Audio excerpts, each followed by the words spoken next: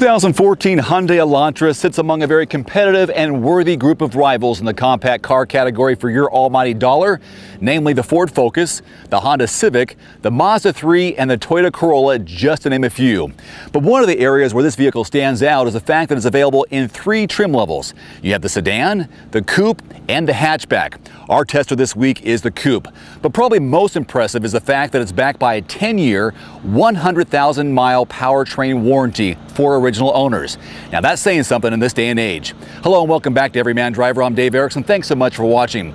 Coming up on this episode, we'll talk about the engine and performance, show you some real-world legroom and headroom, cargo volume, and our overall ride and handling impressions. Let's get started now by popping the hood.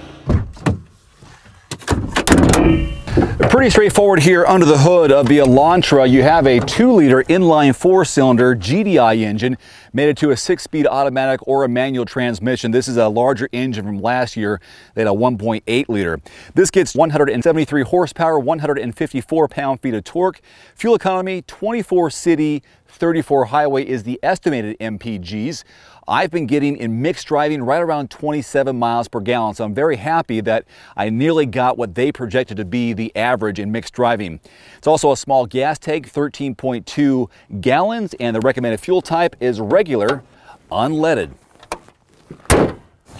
Here's a look at your real-world legroom and headroom in the back seat of the Elantra, and I'm not going to move the driver's seat because that's where my position was as the driver. I'm 5'11", and here's how much room I have between my knees and the back of the driver's seat.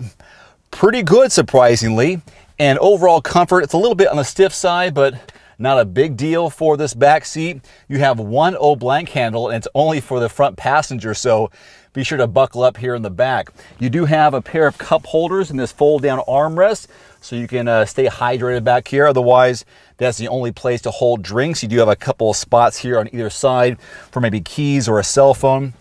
Maybe a little bit claustrophobic for some people. I'm okay with headroom, although my head is right there against the roofline. They do offer a small indent, but for people over 6 feet tall, 6'1", it will be cramped here in the back seat. Probably want to go with the sedan version for more space if you like the Elantra.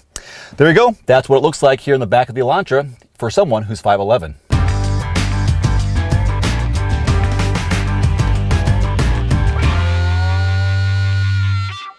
You have a couple of ways to open the trunk lid of the Elantra. You can either press the button just off center of the Hyundai icon, just below the ledge, or you can press and hold down the button here in the key fob, which I like to do because it's hands-free. And once it opens up, you reveal how much cargo volume. In fact, it's 14.8 cubic feet of volume. So I brought my 2-piece luggage set to show you what that looks like. The oversized piece of luggage fits in no problem.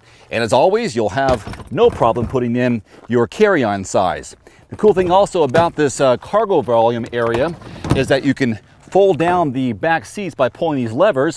It's a 60/40 back seat fold down, and that will increase much more room to lay some longer items. And just below your floorboard is where you'll find a little bit more storage and emergency pump kit as well.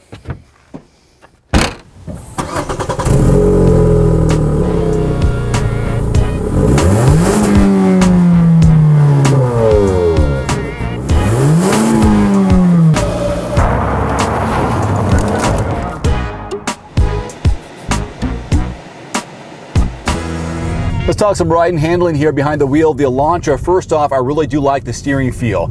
It bounces back to center really nicely. It's a tight steering wheel, although the suspension leaves much to be desired. I think it could be worked on. You know, I'm no engineer, but I do feel a lot of the bumps out here. It is low to the ground, so going around corners is nice and easy. It's actually a pretty sexy looking car on the outside thanks to this sheet metal, but overall, you know, it's kind of plain Jane. I mean, yeah, it's got a nice look to it, but it really doesn't stand out exceptionally compared to the other vehicles on the road today. But I'm okay with it for the most part. It does have a lot of nice features on the inside, especially at this price point. I do like this 7-inch color touchscreen display here that has navigation, nicely laid out with just a few buttons here on the side. It's got heated seats for both the passenger and front driver. All the steering wheel mounted controls you can ask for that are appropriate.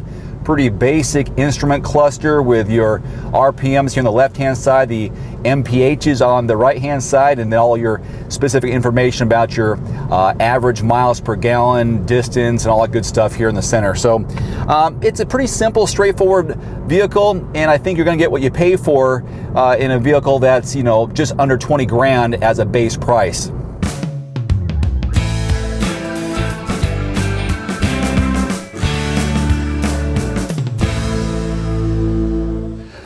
The beginning MSRP here on the 2014 Hyundai Elantra Coupe is $19,600. My vehicle, as tested with a technology package, is around 24,700. It is definitely worth a look and most certainly a test drive. Until next time, I'm Dave Erickson with Everyman Driver. Thanks for watching.